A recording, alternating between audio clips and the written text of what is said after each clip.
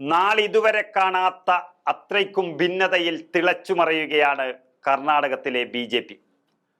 ഒരു BJP MLA പുറത്താക്കാൻ 30 BJP MLA കേന്ദ്ര നേതൃത്വത്തിന് കത്ത് നൽകുന്ന അപൂർവങ്ങളിൽ അപൂർവമായ ഒരു കാഴ്ചയാണ് കർണാടകത്തിൽ കണ്ടിരിക്കുന്നത്. BJP മുന്നണിയുടെ കയ്യിലുണ്ടായിരുന്ന 2 സീറ്റുകളടക്കം ഇപ്പോൾ ഉപതെരഞ്ഞെടുപ്പ് നടന്ന 3 സീറ്റുകളും BJPയെ കോൺഗ്രസ് പരാജയപ്പെടുത്തിയതോടെയാണ് ഈ തമ്മിൽ തല്ല് അതിരൂക്ഷമായത്. ആ തോൽവിയെക്കുറിച്ചാണ് ഇപ്പോൾ വലിയ പൊട്ടിത്തെറിയിലേക്ക് BJP കടക്കുന്നത്.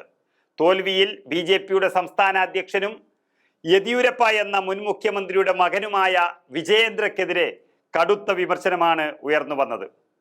വിജയേന്ദ്ര എന്ന BJPയുടെ സംസ്ഥാന അധ്യക്ഷൻ കോൺഗ്രസിന്റെ അധ്യക്ഷൻ അതുപോലെ കോൺഗ്രസിന്റെ ഉപമുഖ്യമന്ത്രിയായ DK ശിവകുമാറുമായി അഡ്ജസ്റ്റ്മെന്റ് രാഷ്ട്രീയം കളിക്കുകയാണെന്നാണ് ഇവിടെ MLA തന്നെ പറഞ്ഞിരിക്കുന്നത്. അങ്ങനെയൊരു അഡ്ജസ്റ്റ്മെന്റ് രാഷ്ട്രീയം ഇല്ല എന്നുള്ളത് കോൺഗ്രസ് വ്യക്തമാക്കുമ്പോൾ തന്നെ BJPക്കകത്ത് ഇങ്ങനെയുള്ളൊരു പ്രതിസന്ധി ഉണ്ടാകാൻ കാരണം അവർ തമ്മിലുള്ള ഗ്രൂപ്പ് പ്രശ്നം തന്നെയാണ്.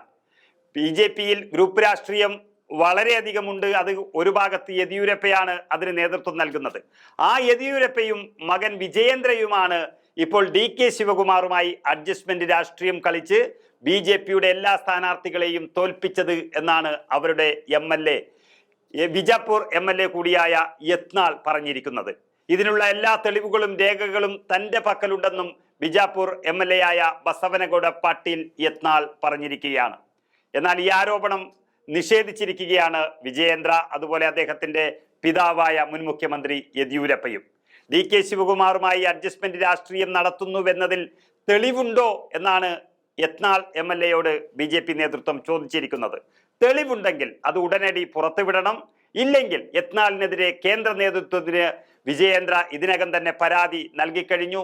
അങ്ങനെ ഒരു തെളിവ് പുറത്തുവിട്ടിട്ടില്ല എങ്കിൽ സ്വന്തം പാർട്ടിയിലെ MLAയെ പുറത്താക്കണമെന്നാണ് ആവശ്യം. അങ്ങനെ പാർട്ടിയെ ഭിന്നിപ്പിക്കുന്ന പ്രസ്താവന നടത്തുന്ന യത്നാൾ MLAയെ പുറത്താക്കണമെന്നാണ് ഈ കത്തിൽ ആവശ്യപ്പെടുന്നത്. അത് സംസ്ഥാന അധ്യക്ഷൻ മാത്രമല്ല, യെദ്യൂരപ്പയെ പിന്തുണക്കുന്ന 30 MLAമാരാണ് ഒരു MLAക്കെതിരെ കേന്ദ്ര നേതൃത്വത്തിന് ഇപ്പോൾ കത്തെഴുതിയിരിക്കുന്നത്. അങ്ങനെ യെദ്യൂരപ്പ വിരുദ്ധ യെദ്യൂരപ്പ അനുകൂല പക്ഷങ്ങൾ തമ്മിൽ പാർട്ടിയിൽ അതിശക്തമായ ഭിന്നതയാണ് കർണാടകത്തിൽ ഉള്ളത്. ഉപതെരഞ്ഞെടുപ്പ് നടന്ന 2 സീറ്റുകളിൽ ഒന്ന് കുമാരസ്വാമി കേന്ദ്രമന്ത്രിയാകുമ്പോൾ അദ്ദേഹം രാജിവെച്ച ചെന്നപ്പട്ടണ മണ്ഡലവും അതുപോലെ ബസവരാജ് ബൊമ്മെ എന്ന മുൻ മുഖ്യമന്ത്രി BJPയുടെ മുഖ്യമന്ത്രി രാജിവെച്ച ഒരു സീറ്റിലേക്കുമാണ് തെരഞ്ഞെടുപ്പ് നടന്നത്. തീർച്ചയായും കാലാകാലങ്ങളായി ഈ മന്ത്രിമാർ അല്ലെങ്കിൽ മുഖ്യമന്ത്രിമാർ കൈവശം വച്ചിരുന്ന സീറ്റുകളാണ് കോൺഗ്രസ് പിടിച്ചെടുത്തിരിക്കുന്നത്. ഇതിനെ ചൊല്ലിയാണ് ഇപ്പോൾ BJPയിൽ അതിശക്തമായ പോരാട്ടം രൂക്ഷമായിരിക്കുന്നത്, തമ്മിൽ തല്ല് രൂക്ഷമായിരിക്കുന്നത്. ഏതായാലും ഇന്ത്യയിൽ പലയിടത്തും കോൺഗ്രസ് തോൽവി സമ്മതിക്കുന്നുണ്ടെങ്കിലും കർണാടകത്തിൽ കോൺഗ്രസ് പഴയ പ്രതാപത്തിലേക്ക് തന്നെ തിരിച്ചു വരുന്ന ഒരു കാഴ്ചയാണ് കാണുന്നത്.